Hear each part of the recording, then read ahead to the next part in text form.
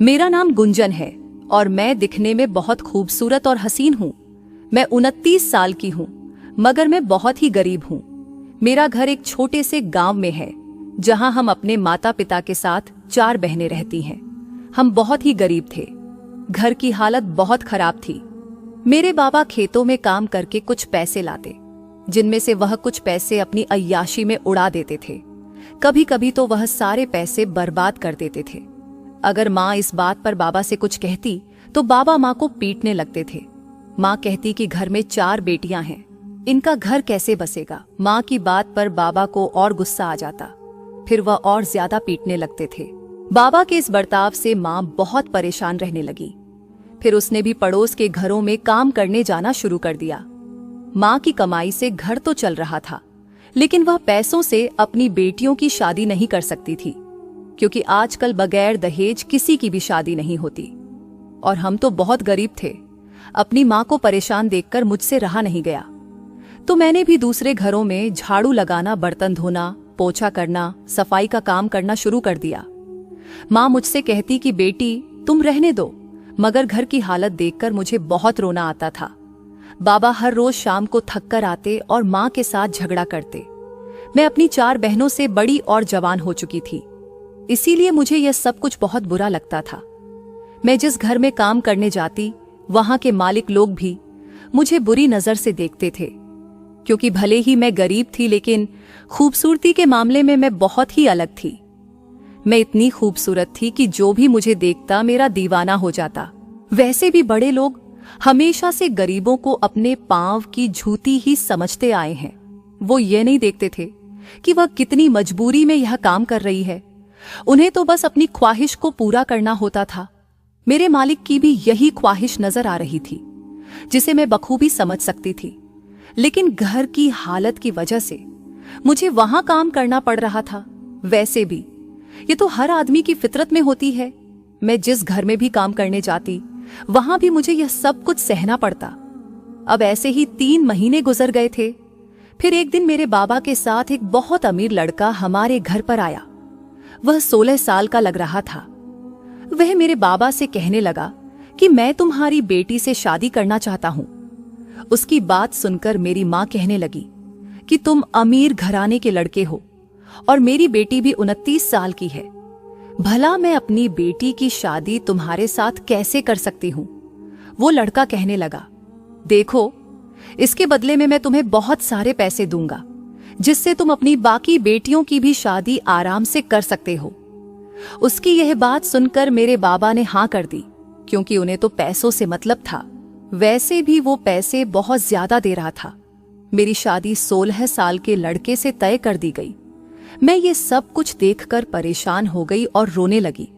मुझे अंदाजा हो चुका था कि मेरी जिंदगी बर्बाद होने वाली है।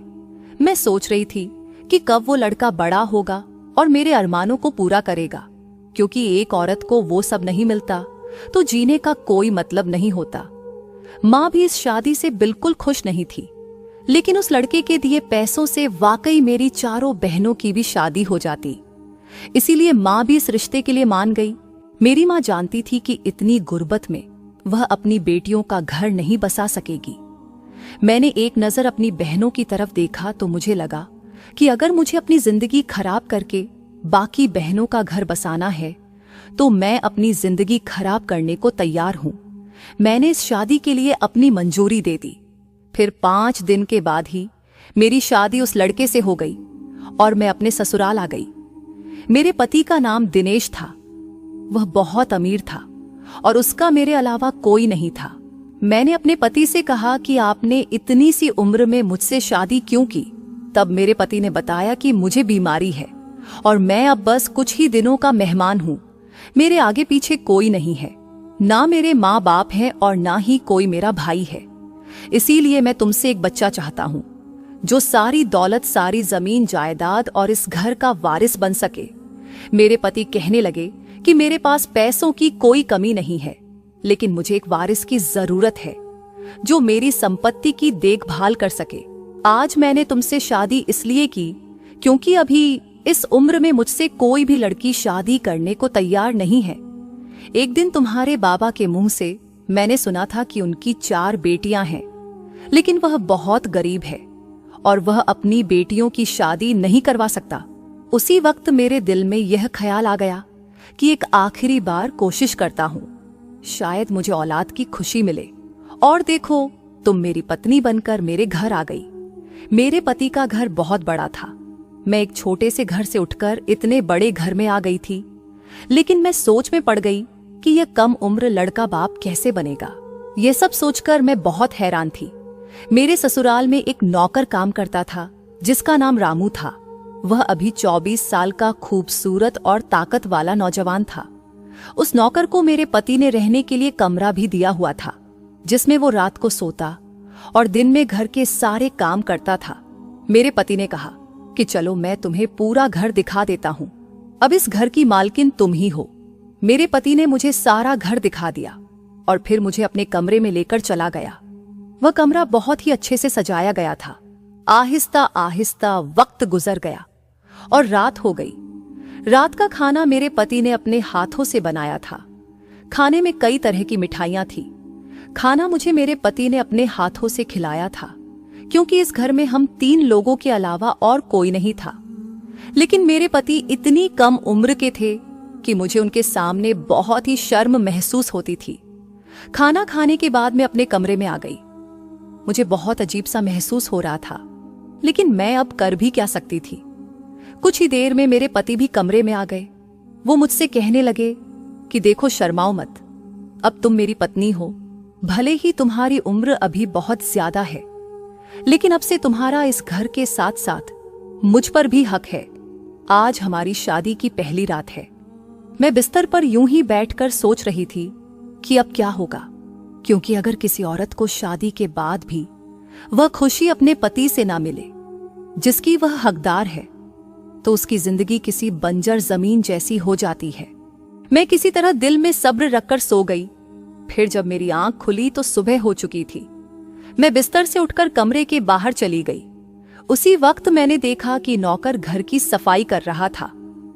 वो मुझे देखते ही नजरें चुराने लगा। मैं सोचने लगी, पता नहीं यह नौकर कौन है और यहां कब से काम काज कर रहा है, मगर ये बात मैं नहीं जानती थी। इसीलिए मैं अपनी नजरें झुकाकर बाथरूम में फ्रेश होने के लिए चली गई। कुछ देर के बाद जब मैं बाहर आई तो तब भी मैंने देखा कि वह नौकर अभी तक वहीं मौजूद था। मैं उसे नजरअंदाज करके किचन में चली गई और नाश्ता बनाने लगी। नाश्ता बनाने के बाद मैं अपने पति को कहने लगी कि नाश्ता तैयार हो गया है। मेरे पति ने कहा, टेबल पर रखो, हम साथ में वहां पर नाश्ता करेंगे। थोड़ी देर के बाद मैं अपने कमरे में चली गई।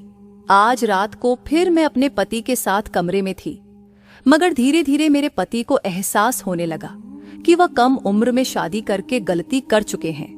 वो अपने साथ साथ मेरी जिंदगी भी बर्बाद कर चुके हैं। कुछ देर के बाद मैंने एक नजर अपने पति की तरफ देखा तो वह गहरी नींद में सो चुके थे। मैं जवान थी और मेरे भी कुछ अरमान थे, लेकिन वह सब मेरे लिए अब एक ख्वाब बन गया था। इस वक्त मेरे अंदर जो हवा भड़क रही थी उसे मैं चाहकर भी खामोश नहीं कर पा रही थी। मुझे अपनी किस्मत पर रोना आ रहा था। फिर यूं ही दिल को दिलासा देकर करवट बदल बदल कर सो गई। इसी तरह शादी के 6 महीने बीत गए, लेकिन मैं अपने पति से कोई भी खुशी नहीं पा सकी। मैं यूं ही बिस्तर पर करवटें बदल बदल कर रात गुजार देती। मैं गरीब जरूर थी, लेकिन मेरे अंदर भी वह सारी ख्वाहिशें थी जो बाकी लड़कियों और औरतों के अंदर होती हैं। एक दिन मैंने अपने पति को कमरे में रोते देखा तो मैं उनसे पूछने लगी कि क्या बात है, आप रो क्यों रहे हैं। फिर वह कहने लगे कि अब मैं कुछ ही दिनों का मेहमान हूं, पर अभी तक मैं कुछ कर नहीं पाया। लगता है मेरे नसीब में औलाद की खुशी नहीं लिखी। लेकिन मैंने उनसे कहा कि आप फिक्र ना करें, सब ठीक हो जाएगा, इतना परेशान होने की क्या जरूरत है। उस वक्त मैं उनको तसल्ली दे रही थी, लेकिन मेरे अंदर भी गमों का एक समंदर बह रहा था जिसे मैं शब्दों में बयान नहीं कर सकती थी। अगले दिन सुबह जब मैं अपने कमरे से बाहर आई तो मैंने देखा कि नौकर मुझे घूर रहा था। मुझे इस बात की समझ नहीं आई, ना जाने क्यों वह मुझे हर वक्त घूरता रहता था। जब मुझसे रहा नहीं गया तो मैंने उससे पूछा कि तुम हर दिन मुझे देखकर इस तरह से घूरते क्यों हो। नौकर मेरी बात को काटकर कहने लगा, नहीं मालकिन, बस ऐसे ही। मैंने कहा कि आखिर कुछ तो तुम्हारे दिमाग में चल रहा होगा जिससे तुम हर रोज इस तरह से मुझे देखकर घूरते हो। कहने लगा, मालकिन आपसे एक सवाल पूछूं? मैंने कहा, हाँ पूछो। तो वह कहने लगा कि आप इतनी जवान और खूबसूरत हैं, फिर भी आपने मेरे कम उम्र मालिक से शादी क्यों की? नौकर की यह बात सुनकर लाचार होकर मैं वहां से चली गई, लेकिन उसकी बात मेरे पूरे जहन में किसी सुई की तरह चुभ रही थी। मैं अपने कमरे में आकर उसकी कही हुई बातों को सोचने लगी। ये सोचने पर मजबूर हो गई कि वह तो सच ही कह रहा था, मगर मैं ये देखना चाहती थी कि वह मुझे ऐसी नजरों से देखता क्यों है। आखिर वह मेरे बारे में क्या सोचता है। अगले दिन से मैं नौकर के आसपास रहने लगी। तब मैंने देखा वह निगाह चोरी करके मुझे ही देख रहा है। वह मेरे करीब आना चाहता था। शायद वह मेरी निगरानी कर रहा था, मगर मैं भी अपने जज्बात से मजबूर थी, क्योंकि शादी के इतने महीनों के बाद भी मैं अपने पति की मोहब्बत से वीरान थी। मुझे पति से मोहब्बत पाने की ख्वाहिश और मां बनने का ख्वाब टूटता नजर आ रहा था। मैं ये सोचने पर मजबूर हो गई थी कि अब वो कुछ ही दिनों के मेहमान थे, क्योंकि मेरे पति को कैंसर था। अगर मेरे पति को कुछ हो गया तो मैं इस भरी जवानी में एक विधवा की जिंदगी जीऊंगी। अगले दिन रात का करीब 1 बजा था। मैंने देखा कि मेरे पति गहरी नींद में सो चुके हैं। फिर मैं चुपके से उठकर नौकर के कमरे में चली गई। मैंने देखा कि वह अभी तक जाग रहा था। शायद वो किसी सोच में गुम था। इसी बीच मैं उसके पास जाकर बैठ गई। वह मुझे इस तरह से अपने पास इतनी रात को देखकर घबरा गया। वो कहने लगा कि मालकिन, आप इतनी रात को यहां मेरे कमरे में, कोई काम था क्या? मैंने कहा, कोई काम नहीं था, लेकिन मुझे तुमसे कुछ चाहिए, अगर तुम वादा करो तो। नौकर कहने लगा, मालकिन आप कहिए क्या बात है, मैं कोशिश करूंगा, अगर मेरे बस में हुआ तो। फिर मैंने नौकर से अपना सारा दुख सुना दिया। मैंने कहा, मेरी शादी को 6 महीने हो गए, लेकिन मैं अभी तक अपने पति के प्यार से वंचित हूं। वो मेरी बात समझ गया। नौकर कहने लगा, मालकिन अगर यह बात मालिक को पता चल गई तो वो मुझे नौकरी से निकाल देंगे। वैसे भी मैं ज्यादा पढ़ा लिखा नहीं हूं जो इसके अलावा कोई और काम कर सकूं, इसीलिए मैं मालिक की अमानत में खयानत नहीं कर सकता। यह कहकर नौकर ने मेरे सामने हाथ जोड़ दिए और मैं मायूस होकर अपने कमरे में आ गई। उस रात मुझे नौकर पर बहुत गुस्सा आया। मैंने सोचा सुबह अपने पति से बात करके नौकर को घर से निकलवा दूंगी, क्योंकि अब मेरा राज नौकर के पास था। वो कभी भी यह बात मेरे पति को बता सकता था कि मैं जज्बात में अंधी होकर उसके पास गई थी। अब मैं पछता रही थी, क्योंकि मुझे इस कदर जज्बाती नहीं होना चाहिए था। मुझे अपने पति के बड़ा होने का इंतजार करना चाहिए था। अगले दिन सुबह में जब सोकर उठी तो मैंने देखा कि मेरे पति अभी तक सो रहे हैं, जबकि हर दिन वह जल्दी उठकर बाहर चले जाते थे। जब मैं उन्हें उठाने लगी तो उनका सर एक तरफ लटक गया। यह देखकर मैं जोर जोर से रोने लगी। तब मेरी नजर पास में रखी हुई एक चिट्ठी पर पड़ी।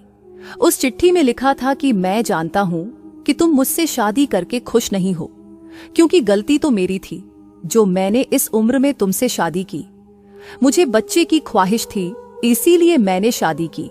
मैं अब इस लायक नहीं हूं कि मैं तुम्हें वो खुशी दे सकूं, इसीलिए मैं अपने मरने से पहले अपनी सारी जायदाद तुम्हारे नाम कर रहा हूं, ताकि तुम किसी और से शादी करके अच्छी जिंदगी गुजार सको, और हो सके तो मेरे नौकर रामू के साथ दूसरी शादी कर लेना, क्योंकि वो मेरा कजन है, मगर मेरी सेवा पाने के लिए इस घर में नौकर बनकर रह रहा था, और यह राज किसी को भी नहीं मालूम था। इसीलिए तुम उसके साथ अपना घर बसा लेना, ताकि तुम्हें भी किसी सहारे की कमी महसूस ना हो। मैं यह सब पढ़कर फूट फूट कर रोने लगी। मुझे कुछ समझ नहीं आ रहा था कि मैं क्या करूं। फिर मैंने नौकर को आवाज दी। वो फौरन डॉक्टर को फोन करके बुला लाया। डॉक्टर ने बताया कि आपके पति अब इस दुनिया में नहीं रहे। फिर डॉक्टर ने कहा कि इनको कैंसर की बीमारी थी, यह अब इस दुनिया में नहीं रहे। डॉक्टर के मुंह से यह बात सुनकर मेरे पैरों तले से जमीन खिसक गई और मैं गहरे सदमे में आ गई। मैं जोर जोर से रोने लगी। इस किस्से के 1 महीने के बाद मैंने अपने पति के कजन से शादी कर ली।